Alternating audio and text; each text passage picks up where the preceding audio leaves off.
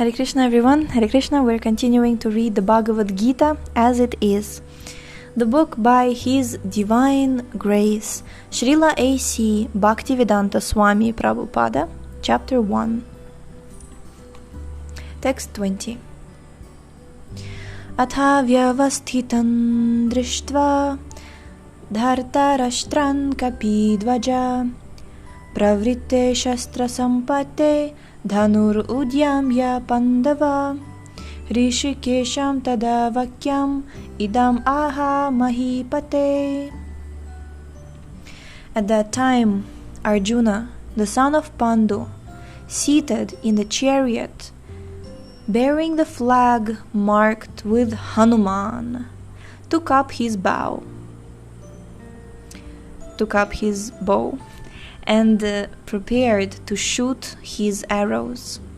O king, after looking at the sons of Dhritarashtra drawn in military array, Arjuna then spoke to Lord Krishna these words.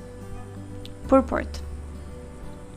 The battle was just about to begin.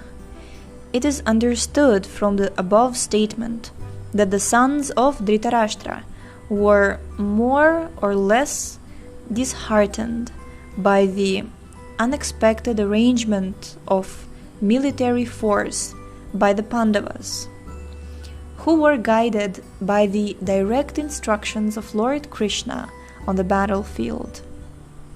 The emblem of Hanuman on the flag of Arjuna is another sign of victory, because Hanuman cooperated with Lord Ram in the battle between Ram and Ravan, and Lord Ram emerged victorious. Now, both Ram and Hanuman were present on the chariot of Arjuna to help him. Lord Krishna is Ram himself, and wherever Lord Ram is, his eternal servitor Hanuman and his eternal consort Sita, the goddess of fortune, are present.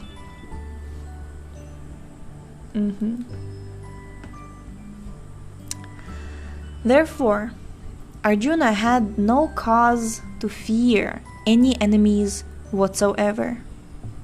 And above all, the Lord of the senses, Lord Krishna, was personally present to give him directions. Thus, all good counsel was available to Arjuna in the matter of executing the battle. In such auspicious conditions, arranged by the Lord for his eternal devotee, lay the signs of assured victory.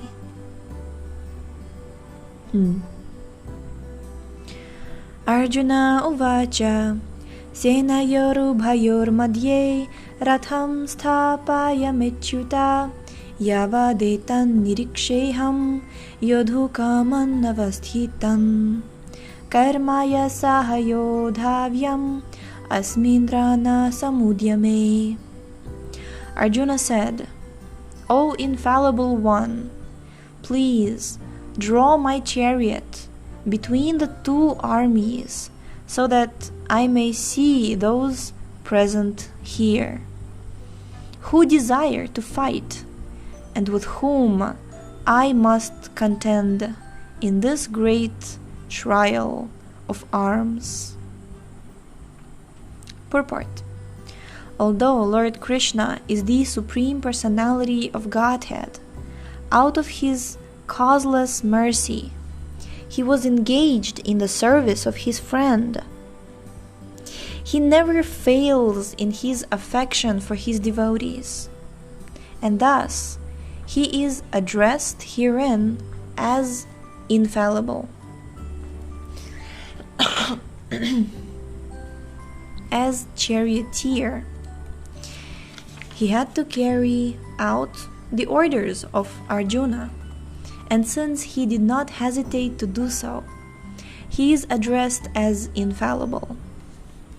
Although he had accepted the position of a charioteer for his devotee, his supreme position was not challenged. In all circumstances, he is the supreme personality of Godhead, Rishikesh, the Lord of the total senses. The relationship between the Lord and his servitor is very sweet and transcendental. The servitor is always ready to render service to the Lord, and similarly, the Lord is always seeking an opportunity to render some service to the devotee. He takes greater pleasure in his pure devotees assuming the advantageous position of ordering him than he does in being the giver of orders.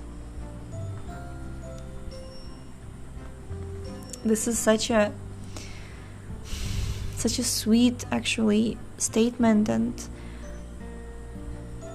just try to think about it, absorb it. He takes greater pleasure in his pure devotees assuming the advantageous position of ordering him, ordering God, the Supreme Lord, than he does in being the giver of orders. Continuing. Since he is master, everyone is under his orders, and no one is above him to order him.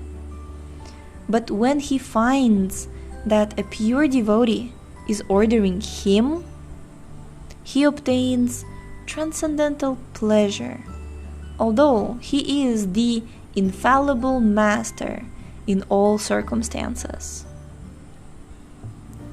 As a pure devotee of the Lord, Arjuna had no desire to fight with his cousins and brothers, but he was forced to come onto the battlefield by the obstinacy of Duryodhana, who was never agreeable to any peaceful negotiation. Therefore, he was very anxious to see who the leading persons present on the battlefield were. Although there was no question of a peacemaking endeavor on the battlefield, he wanted to see them again and to see how much they were bent upon demanding an unwanted war. Wow. Text 23. Yotsamanan aveksheham ya etetra samagataha dhartarashtraya durbudher yudhe priya chikirsavaha. Let me see those who have come here to fight, wishing to please the evil-minded son of Dhritarashtra. Purport. It was an open secret that Duryodhana wanted to usurp the kingdom of the Pandavas by evil plans in collaboration with his father, Dhritarashtra. Therefore, all persons who had joined the side of Duryodhana must have been birds of the same feather. Arjuna wanted to see them on the battlefield before the fight was begun, just to learn who they were. But he had no intention of proposing peace negotiations with them. It was also a fact that he wanted to see them to make an estimate of the strength which he had to face, although he was quite confident of victory because Krishna was sitting by his side. Sanjaya uvacha evam ukto hrishikesho gudakeshena bharata senayorubhayor madhye sthapayitva rathotamam. Sanjaya said, O descendant of Bharat, having thus been addressed by Arjuna, Lord Krishna drew up the fine chariot in the midst of the armies of both parties. Purport.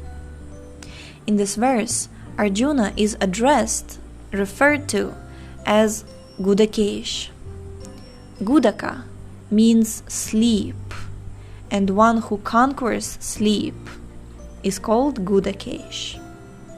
Sleep also means ignorance. So Arjuna conquered both sleep and ignorance because of his friendship with Krishna. As a great devotee of Krishna, he could not forget Krishna even for a moment, because that is the nature of a devotee. Either in waking or in sleep, a devotee of the Lord can never be free from thinking of Krishna's name, form, qualities, and pastimes. Thus, a devotee of Krishna can conquer both sleep and ignorance simply by thinking of Krishna constantly. This is called Krishna consciousness or Samadhi. As Hrishikesh, or the director of the senses and mind of every living entity, Krishna could understand Arjuna's purpose in placing the chariot in the midst of the armies. Thus, he did so and spoke as follows. Bhishma Drona Pramukhataha Sarvesham cha Mahikshitam Uvacha Partha Pashyaitam Samavetan Kurun iti. In the presence of Bhishma, Drona, and all the other chieftains of the world, the Lord said, Just behold, Partha, all the Kurus assembled here. Purport. As the super soul of all living entities, Lord Krishna could understand what was going on in the mind of Arjuna. The use of the word Hrishikesh in this connection indicates that he knew everything. And the word Partha, or the son of Kunti, or Pritha, is also similarly significant in reference to Arjuna. As a friend, he wanted to inform Arjuna that because Arjuna was the son of Pritha, the sister of his own father, Vasudeva, he had agreed to be the charioteer of Arjuna. Now, what did Krishna mean when he told Arjuna to, in quotes, behold the Kurus? Did Arjuna want to stop there and not fight? Krishna never expected such things from the son of his aunt, Pritha. The mind of Arjuna was thus predicted by the Lord in friendly joking. Text 26. Tatra pashyat sthitam partha pitrinatha pitamahan acharyan matulan bratrin putran pautran sakhim statha Shvashuran suhridaschaiva senayorubhayorapi There, Arjuna could see within the midst of the armies of both parties his fathers, grandfathers, teachers, maternal uncles, brothers, sons, grandsons, friends, and also his fathers-in-law and well-wishers. Purport. On the battlefield, Arjuna could see all kinds of relatives. He could see persons like Bhurishrava, who were his father's contemporaries, grandfathers Bhishma and Somadatta, teachers like Dronacharya and Kripacharya, maternal uncles like Shalya and Shakuni, brothers like Duryodhan, sons like Lakshmana, friends like Ashvathama, well-wishers like Kritavarma, etc. He could see also the armies which contained many of his friends.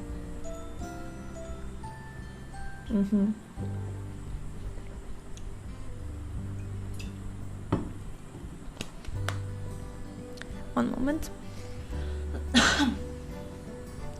Okay. Text 27. Tan samikshya sakaunteya sarvan bandhun avasthitan kripaya paraya vishto vashidan idam abravit. When the son of Kunti, Arjuna, saw all these different grades of friends and relatives, he became overwhelmed with compassion and spoke thus. Text 28. Arjuna uvacha drishtve svajanam Krishna yuyutsum samupasthitam sidanti mamagatrani mukham cha parishushati. Arjuna said, My dear Krishna, seeing my friends and relatives present before me in such a fighting spirit, I feel the limbs of my body quivering and my mouth drying up. Purport. Any man who has genuine devotion to the Lord has all the good qualities which are found in godly persons or in the demigods, whereas the non-devotee, however advanced he may be in material qualifications like by education and culture, lacks in godly qualities. As such, Arjuna, just after seeing his kinsmen, friends and relatives on the battlefield, was at once overwhelmed by compassion for them,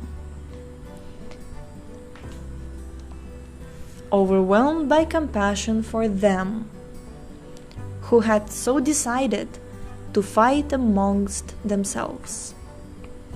As far as his soldiers were concerned, he was sympathetic from the beginning, but he felt compassion even for the soldiers of the opposite party, foreseeing their imminent death. And while he was so thinking, the limbs of his body began to quiver, and his mouth became dry. He was more or less astonished to see their fighting spirit. Practically the whole community, all blood relatives of Arjuna, had come to fight with him. This overwhelmed a kind devotee like Arjuna. although it is not mentioned here. Still, one can easily imagine that not only were Arjuna's bodily limbs quivering and his mouth drying up, but he was also crying out of compassion. Such symptoms in Arjuna were not due to weakness, but to his soft-heartedness, a characteristic of a pure devotee of the Lord. It is said, therefore, Yasyasti bhaktir bhagavati akinchana sarvair gunais tatra samasate sura harava bhaktasya kuto mahadguna manorathena sati dhavato bahi. Quote, one who has unflinching devotion for the personality of Godhead has all the good qualities of the demigods, but one who is not a devotee of the Lord has only material qualifications that are of little value. This is because he is hovering on the mental plane and is certain to be attracted by the glaring material energy. Text 29. Vepatushcha sharire me romaharshascha jayate gandivam sram sate hastat tvakchaiva paridahyate. My whole body is trembling, my hair is standing on end, my bow, Gandiva, is slipping from my hand, and my skin is burning. Purport. There are two kinds of trembling of the body and two kinds of standings of the hair on end. Such phenomena occur either in great spiritual ecstasy or out of great fear under material conditions. There is no fear in transcendental realization. Arjuna's symptoms in this situation are out of material fear, namely, loss of life. This is evident from other symptoms also. He became so impatient that his famous bow, Gandiva, was slipping from his hands, and because his heart was burning within him, he was feeling a burning sensation of the skin. All these are due to a material conception of life.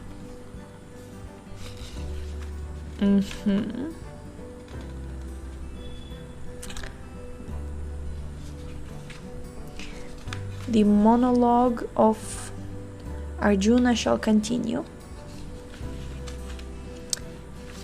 further, and we shall read it tomorrow. So today again we've read for 2 episodes because we have been overwhelmed the other day and couldn't record and publish the episode.